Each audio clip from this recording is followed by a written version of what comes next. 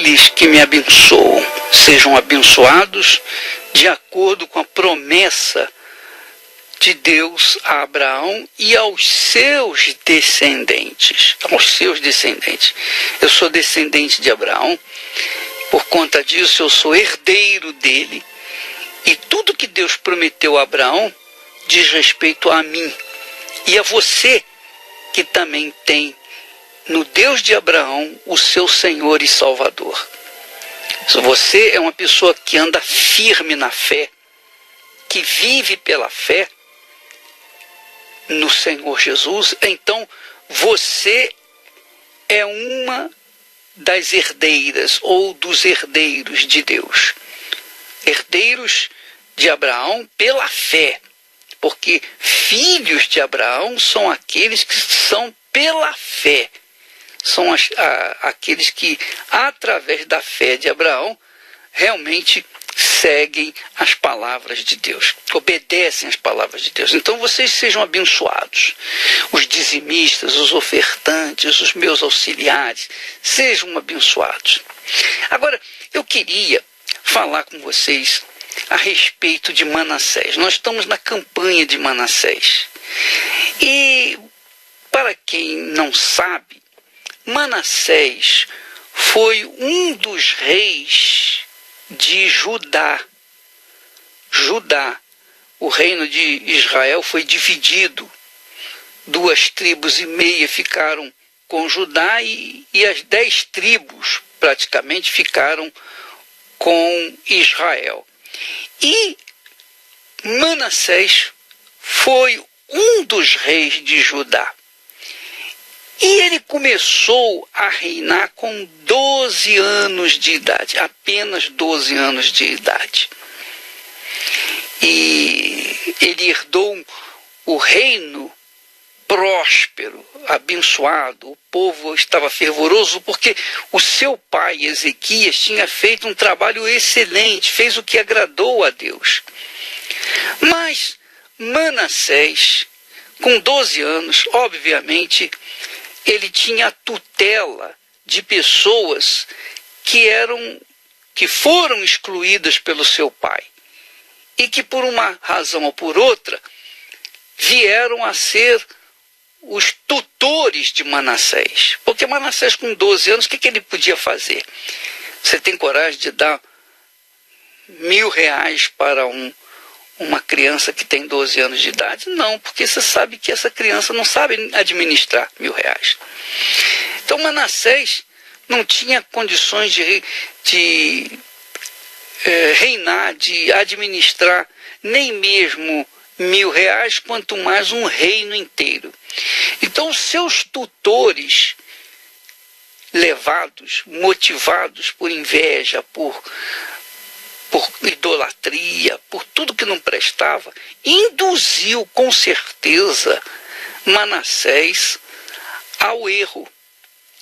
De forma que Manassés figura entre os mais cruéis, injustos e piores reis da história, tanto do reino de Judá quanto do reino de Israel.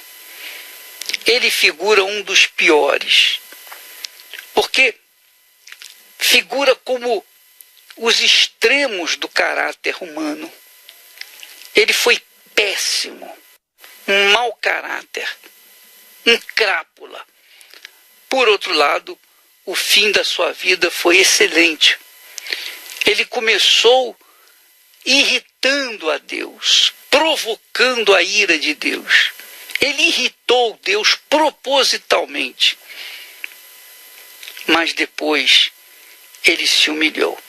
Veja só o que ele praticou na sua época, antes de ser, digamos, convertido. Ele praticou as mesmas iniquidades que os povos pagãos anteriores haviam feito naquela terra. Ele reedificou altares que seu pai Ezequias havia destruído. Ele levantou altares a Baal e a um poste ídolo. Você sabe que o poste ídolo é o órgão masculino que era adorado como símbolo da fertilidade naquela altura.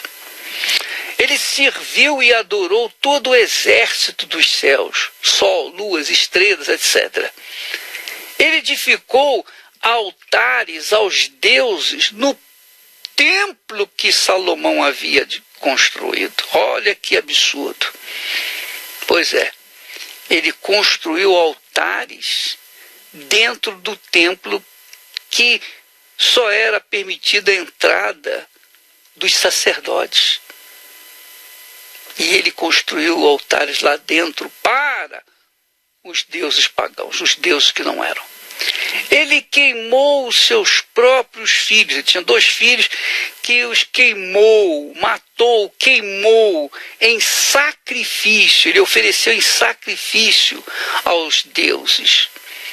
Ele praticava adivinhação pelas nuvens, era agoureiro, consultava médios e feiticeiros. Fez questão de praticar toda sorte de paganismo para provocar a ira de Deus. Além disso, além de tudo que nós já falamos, ele chegou ao ponto de colocar o poste ídolo dentro do templo de Salomão.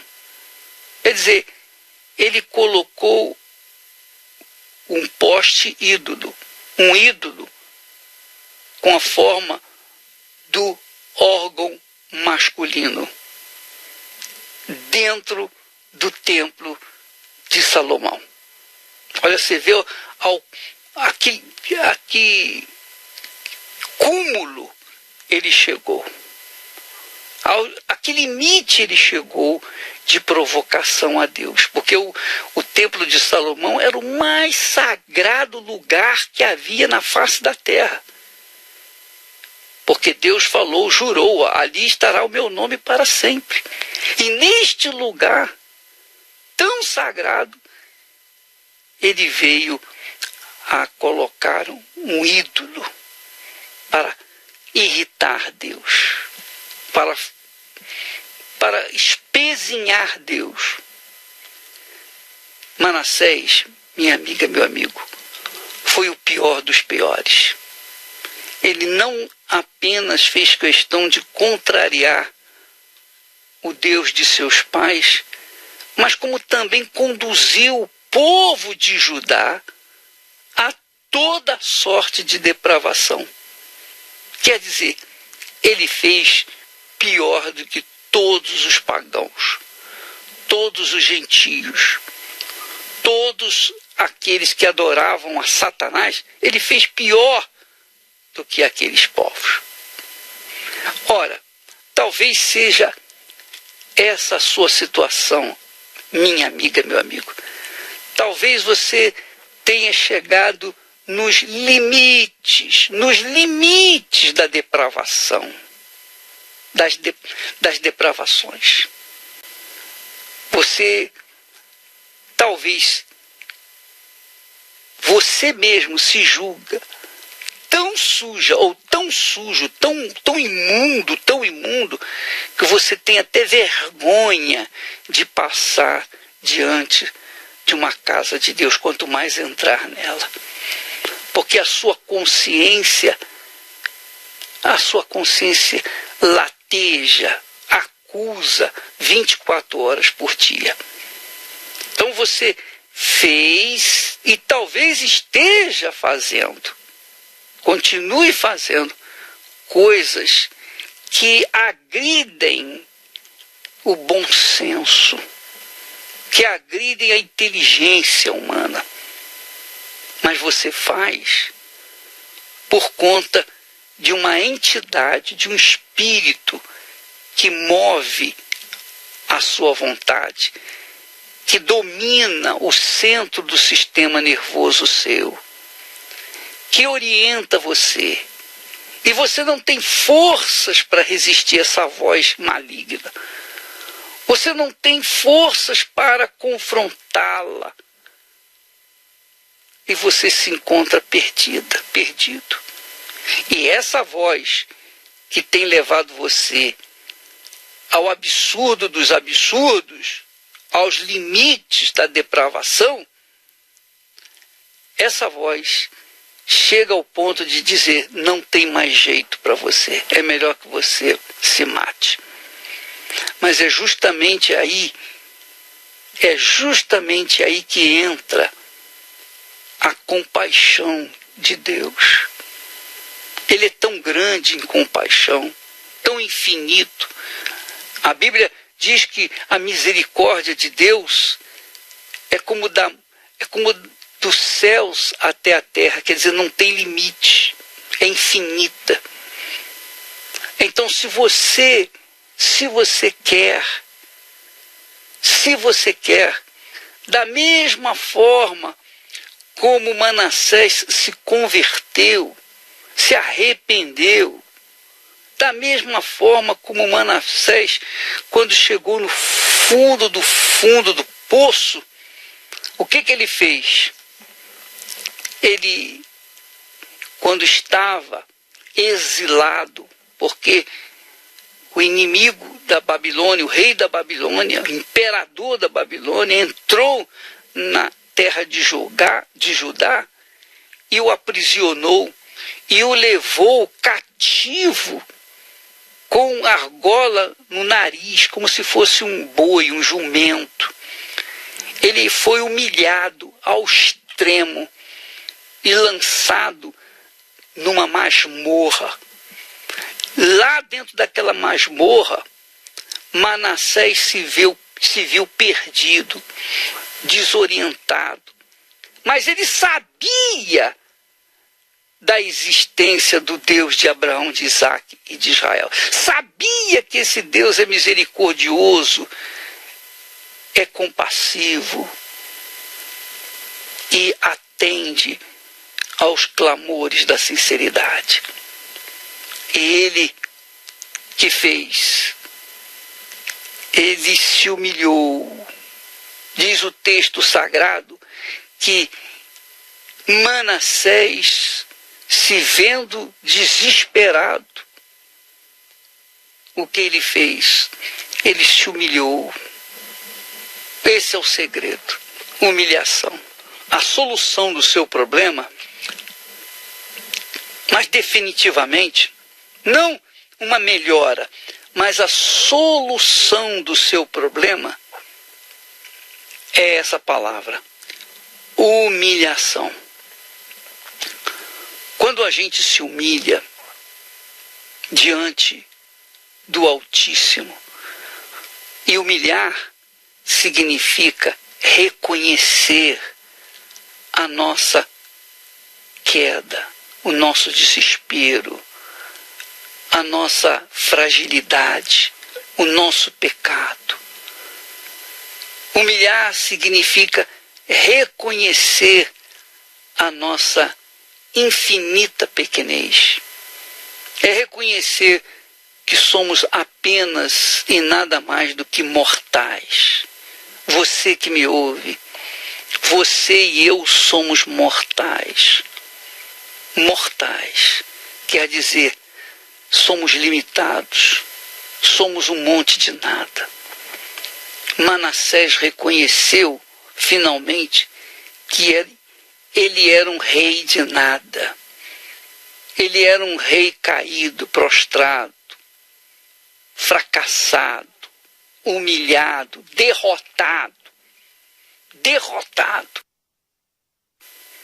E ele disse: ó Deus, tem misericórdia de mim, tem compaixão de mim. A partir do momento em que ele se humilhou, então também ele tocou no coração de Deus. Ele mudou a sorte dele, quer dizer, ele tocou em Deus e Deus mudou a sua sorte, mudou a sua vida. E é isso que Deus quer fazer com você, minha amiga, meu amigo.